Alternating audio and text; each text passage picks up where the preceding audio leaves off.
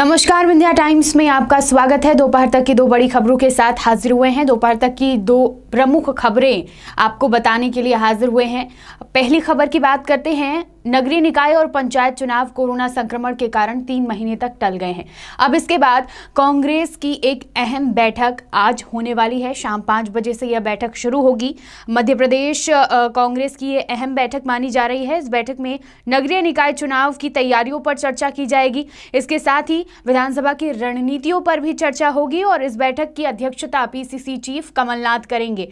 कमलनाथ और मुकुल वासनिक की अध्यक्षता में यह बैठक की जाएगी। इस बैठक में जिला अध्यक्षों सहित नगर निकाय चुनाव प्रभारियों को भी शामिल किया जाएगा और बैठक में निकाय चुनाव को लेकर अब तक की गई तैयारियों पर रणनीतियां तय की जाएंगी। इसके साथ ही 28 दिसंबर से शुरू हो रहे 3 दिवसीय विधानसभा शीतकालीन सत्र की रणनीति पर भी चर्चा होगी। तो पहले तो निर्वाचन आयोग का यह फैसला कि 3 महीने के लिए निकाय चुनाव और पंचायत चुनाव टाल दिए गए हैं, स्थगित कर दिए गए हैं और अब इसके बाद चुनाव की रणनीतियों पर चर्चा करने के लिए आज शाम 5 बजे से मध्य प्रदेश कांग्रेस की अहम बैठक होने वाली है। दोपहर तक की दूसरी खबर की बात करते हैं। कोरोना वायरस से संक्रमण के लिए वैक्सीनेशन की प्रक्रिया, वैक्सीनेशन की तैयारी मध्य प्रदेश सहित पूरे देश में चल रही है। कई तरह के सवाल लोगों के मन में उठते हैं वैक्सीनेशन को लेकर, तो इसी को ध्यान में रखते हुए भारत सरकार ने एक प्रश्नोत्तरी आम सवालों को लेकर तैयार की है और इसमें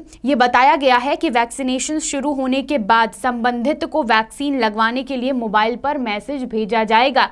मतलब जिस भी इंसान को वैक्सीन लगनी है उसको मैसेज भेजा जाएगा। इसमें तारीख, टीकाकरण केंद्र और समय की जानकारी भी दी जाएगी। इसके बाद जो इस प्रश्नोत्तरी में चीजें ऐड की गई हैं वो ये है कि टीके के दोनों डोज लगने के बाद लोगों को QR कोड से सर्टिफिकेट आएगा। पॉजिटिव पेशेंट जो रहेंगे कोरोना के, उनको वैक्सीन नहीं लगेगी। उनके ठीक होने के बाद ही उनको वैक्सीन लग सकेगी। अगर वो संक्रमित है तो उन्हें वैक्सीन नहीं लगेगी। इसके अलावा बिना रजिस्ट्रेशन कराए किसी को भी टीका नहीं लगाया जाएगा। ये एक अहम चीज़ है इसमें कि अगर कोई रजिस्ट्रेशन नहीं कराता है तो उसको टीका नहीं लगाया जाएगा, वैक्सीन नहीं लगाई जाएगी।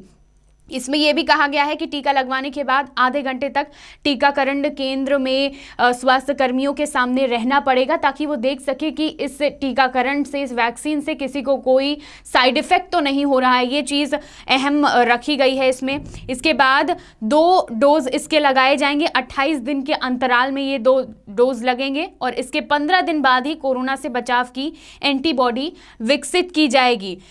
इसमें जो अनिवार्य चीज़ें हैं जो रजिस्ट्रेशन के लिए हमें उपयोग करनी है वो ड्राइविंग लाइसेंस, स्वास्थ्य बीमा कार्ड, मनरेगा जॉब कार्ड, सांसद, विधायक, MLC का आधिकारिक पहचान पत्र, pan card, passbook, passport, pension दस्तावेज, केंद्रीय राज्य सरकार, पब्लिक लिमिटेड कंपनी द्वारा जारी आई कार्ड और वोटर ID कार्ड में से कोई एक फोटो या वीडियो दिखाना ज़रूरी होगा।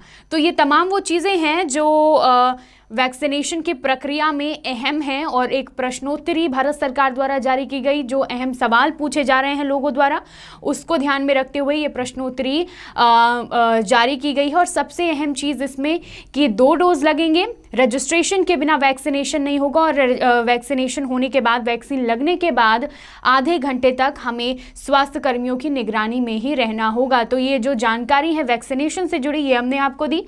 दोपहर तक की 2 बड़ी खबरें, तमाम खबरों के लिए देखते रहिए विंध्या टाइम्स। बहुत बहुत धन्यवाद।